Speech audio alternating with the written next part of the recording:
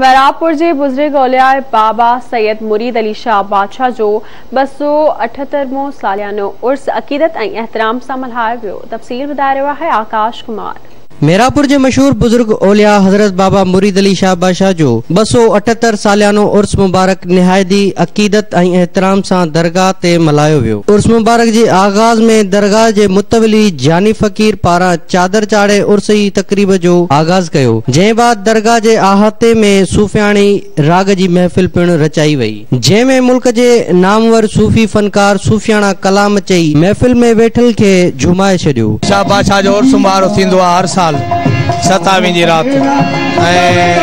इंसानियत जे पेरोकार आहिनि हे दरगाहूं ऐं हिते हर साल वांगुरु हिते मेलाव थींदो आहे। हर साल वांगुरु न्याज़ सबीलूं वग़ैरह जेको हिते तमामु कंहिं बि नस्ल जो मज़हब जो को न आहे, त सभु इंसाननि जे हिसाब सां हे फुकरा ई लॾो आहे। असांखे तक़रीबन 25 साल थी विया आहिनि साईं जलसो ॿुधंदा आया आहियूं। पोएं साल कोरोना की वजह से जलसो साईं न थी सघियो, इंतिहाई ॾुख।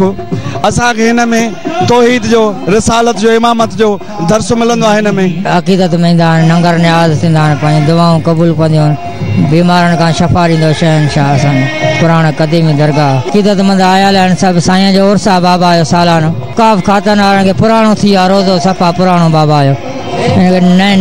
नए ठहणु खपे। असां अपील था कयूं नओं ठहणु खपे। ये धरती सूफिन फ़कीरनि जी धरती आहे। अॼु मैरापुर में सैयद बाबा सैयद मुरीद अली शाह बाबा जे 278 उर्स मुबारक आहे।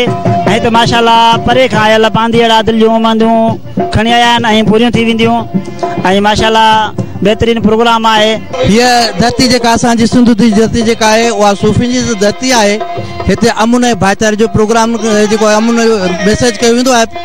ऐं असीं हिते जेके दर्द दुख आयल माण्हू जेके आहिनि, दर्दमंद माण्हू जेके आहिनि उहे हिन महफ़िल में शामिल थींदा आहिनि।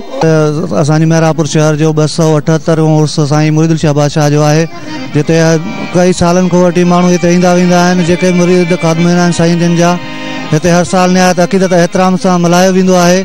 ऐं हिते जेके पांधीअड़ा अचनि था उहे पंहिंजी मुरादूं पूरियूं कनि था। इहा असांजे शहर जे लाइ बि जेको ख़ुशनसीबी आहे। उर्स मुबारक में शिरकत करण लाइ मुल्क जे कुंड कुड़च मां अक़ीदतमंद दरगाह ते पहुची हाज़िरी भरींदा रहिया। हिननि चयो त बाबा मुरीद अली शाह बादशाह जो रोज़ो मुबारक हेठि हुअण जे करे बरसात जे ॾींहंनि में मींहं जो पाणी नेकाल न थियण सबबि रोज़े अंदरि बीह रहे थो, जंहिंजे करे ज़ियारत लाइ ईंदड़ अक़ीदतमंदनि खे सख़्त मुश्किलातुनि खे मुंहुं ॾियणो पवे थो। कैमरामैन साबिर अली सां गॾु आकाश कुमार, आवाज़ टीवी न्यूज़, मैरापुर।